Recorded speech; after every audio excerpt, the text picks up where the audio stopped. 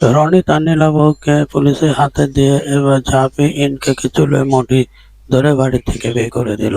গল্পের শুরুতে আমরা দেখতে পারবো ঝাঁপি বাড়িতে এসে বলে, এবার নীলাভ আমাদের হাত থেকে হাঁসফুসকে বেরোতে পারেনি, আমরা ওকে ধরে ফেলেছি। এ কথার সাথে সাথে রনিত বলতে লাগলো, সত্যি কি ওরা ধরে ফেলেছে? না, ঝাঁপি মিশা কথা বলছে। তখন অনেক বলতে লাগলো, হ্যাঁ ধরে ফেলেছিস, ও কোথায় কোথায়। তখন নীলাবকে সেখানে নিয়ে আসে। নীলাবকে দেখে রনিত মারতে শুরু করে, তোর এত বড় সাহস, তুই আমার বোনের সাথে এরকম জঘন্য কাজটা করতে পারলি, তোকে আজকে ছাড়বোই না। তখন ঝাঁপি বলতে লাগলো, আরে দাঁড়া দাঁড়া 1 মিনিট রনিতা, নীলাবকে ধরেই ফেলেছি। নীলাব কিভাবে জানতে পারলো আমাদের চিলেকোঠার ঘরে রং আছে? আমাদের বাড়িতে প্রোগ্রাম হচ্ছে, বাইরে থেকে তো মানুষ জানতে পারে না। তখন ইনকা বলতে লাগলো, সর্বনাশ, ঝাঁপি কি আমাদের প্ল্যানটা ধরে ফেলেছে?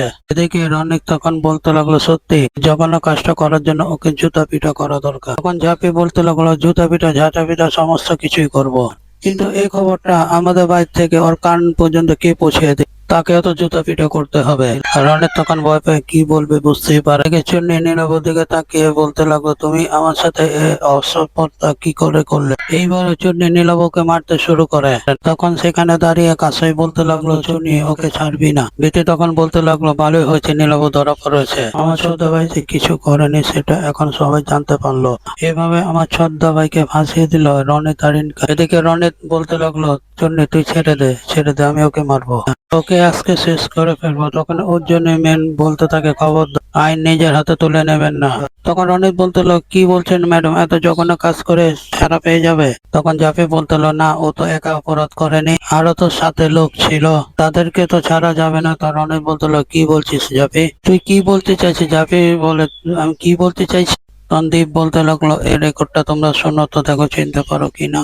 জাপি বলতে লাগলো, হ্যাঁ আমি আজকে সরকার বাড়ি সবাইকে, নীলাবর সাথে এই বাড়ি কেউ জড়িত ছিল সেটা প্রমাণ করে দিতে চাই। তারপর দীপ সেই মোবাইলের রেকর্ডটা বাজিয়ে দেয়। সেটা স্পষ্ট শোনা যায় রনিত বলেছিল, রিনাবো তোমাকে এবার বড় পুরস্কার দেওয়া দরকার, তুমি আমার কথা শুনে সরকার বাড়িতে এসে চন্নিকে মলেজ করেছো, আমি খুব খুশি হয়েছি। ঝাঁপি তো কিছুতেই ধরতে পারবে না, দু পায়ের জুতো তো অনেকেই পরে, তাহলে ঝাঁপি কি করে খুঁজে পাবে? তুমি এই নিয়ে চিন্তা করো না।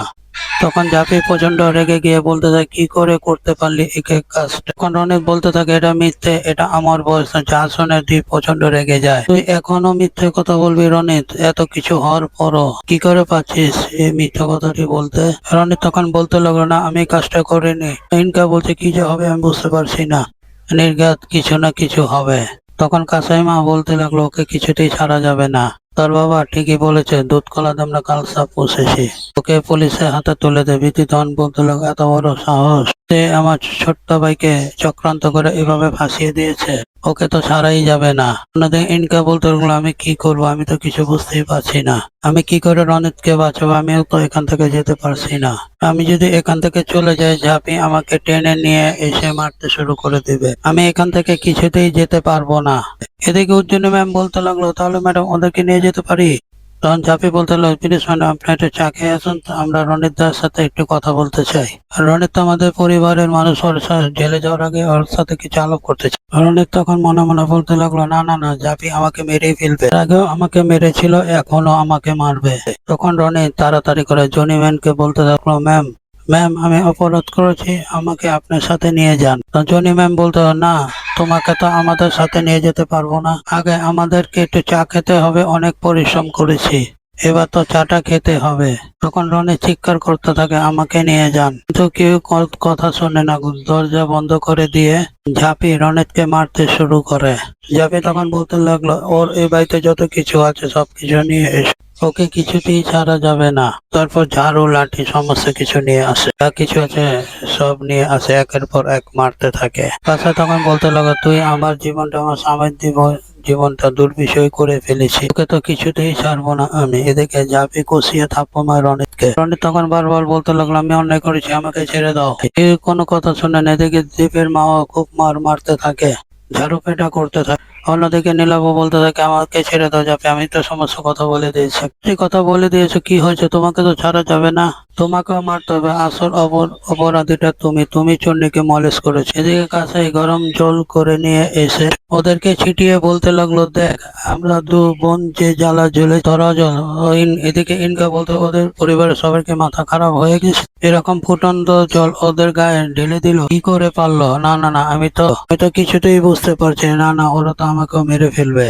ওদেরকে চুন্নি বলতে লাগলো, আমি কিছুতেই ক্ষমা করব না, তোমাকে তো আমি ছাড়বই না। ঝাঁপি নীলাভকে মারতে থাকে, বলতে থাকে, ভবিষ্যতে কোনো মেয়ের দিকে এভাবে তাকাইলে না আমি তোকে চোখ দুটো তুলে ফেলবো। এদিকে দীপের মা বলতে থাকলো, তোর মতন কাল সাপনা এ বাড়িতে রাখাটা আমাদের অন্যায় হয়ে গেছে। রনিত তখন তার বাবার কাছে ছুটে যাওয়ার ক্ষমা চেতে থাকে, কিন্তু তার বাবা কোনো ক্ষমা করে না। তার বাবাও তখন তাকে মারতে থাকে। তারপর জাপি পুলিশদেরকে বলতে থাকে, আমাদের কথা শেষ হয়ে গেছে, আপনারা এখন নিয়ে যেতে পারেন। সে তখন সেখানে চলে আসে অর্জুন আর তার সাথে পুলিশরা। বলতে লাগলো, এবার ওদেরকে নিয়ে যান। পরে এদের দুজনকে নিয়ে যেতে লাগে, তখন ঝাঁপি বলে, এদের সাথে না আরেকজনও জড়িত আছে, সে হলো ইনকা। ইনকা বলতে লাগলো, ঝাঁপি এই সুযোগ পেয়েছিস, তুই আমার উপর দোষারোপ করছিস। তখন ঝাঁপি বললো, না দোষারোপ করছি না, তুমি ওদের সাথে জড়িত আছো।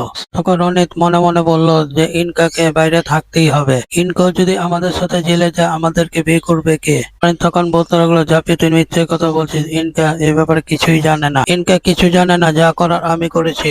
দীপ তখন ইনকাকে বলছে, ইনকা তোমার লজ্জা করে না একটা মেয়ে হয়ে একটা মেয়ের সাথে এরকম কাজ করতে, এরকম একটা জঘন্য কাজ করতেছি? ইনকা তখন বলতে লাগলো, বিশ্বাস করো আমি কিছুই করিনি, রনিত কেন এই অন্যায় কাজটা করলো আমি বুঝতে পারছি না। জাবি বলছে, অনেক হয়েছে এই নাটক, এবার ইনকা তুই বাক্সপত্র নিয়ে বেরিয়ে যায় বাড়ি থেকে। ইনকা তখন গলা উঁচু করে বলতে, না আমি এ বাড়ি থেকে বেরোবো না, কারণ তুমি এ বাড়িতে আমাকে নিয়ে আসোনি, এ বাড়িতে আমাকে আন্টি নিয়ে এসেছে। তখন দীপের মা বলতে লাগলো, একদম ঠিক কথা বলেছো ইনকা, আমি তো তোমাকে এই বাড়িতে নিয়ে এসে জীবনে অনেক বড় ভুল করেছি, আমার তো আগে উচিত ছিল তোমাকে এই বাড়ি থেকে বের করে দেওয়া। তুমি যে পাতে খাও ও পাতে ছেদ করো, তুমি একের পর এক আমাদের বাড়ি অন্ন ধ্বংস করেছো আর আমাদের বাড়ি ক্ষতি করে গিয়েছো, তোমাকে ক্ষতি করতে দেব না। ঝাঁপি ওর চুলে মুঠিটা ধরে এ বাড়ি থেকে বের করে দিত, আমার ওর মুখটা দেখতে ঘৃণা করছে। ইনকা আন্টি বলার সাথে সাথে দীপের মা কষিয়ে থাপ্পড় মারে ইনকাকে। এদিকে ইনকার বাক্সপত্র সব ঝাঁপি বের করে দেয়। তুই যাবি, আজকে কাজটা ভালো করলি না, তুই আমাকে এ বাড়ি থেকে বের করে দিলি, তো আমি দেখ তোদের সবচেয়ে বড় শত্রু হয়ে এ বাড়িতে ফিরে আসবো। যাবি বলতে লাগলো, খবরদার তুমি আরেকটা কথা বলবে না।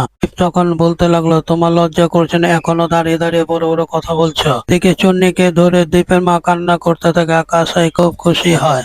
কাসাই বলতে লাগলো, যে কাজটা আমি করতে পারিনি সে কাজটা ঝাঁপি করেছে, ভালোই হয়েছে, খুব খুশি হয়েছি, খুব খুশি হয়েছি। এদিকে দীপে মা বলতে দাও, তোর মতন কাল সাপনা আমাদের বাড়িতে অনেক ক্ষতি করেছে, তোর এ বাড়িতে থাকা কোনো অধিকার নেই, বেরিয়ে যা, বেরিয়ে যা। তখন দীপ তখন বলতে লাগলো, লজ্জা করছে না এখনো দাঁড়িয়ে আছো? অনেক ক্ষতি করেছো আমাদের পরিবারের, আর ক্ষতি করার দরকার নেই। তারপর ঝাঁপি হাত টেনে ধরে দরজার বাইরে বের করে দিলেন। তখন বলতে লাগলো, আমি আবার আসবো বদলা নিতে, এমন ভাবে আসবো না সেটা কল্পনাও করতে পারবে না। তখন ঝাঁপি বলতে লাগলো, যা যা যা করা করে নিস, এখন নাই করেছি তোকে খুব সেদিন, এটাই তোর ভাগ্য ভালো।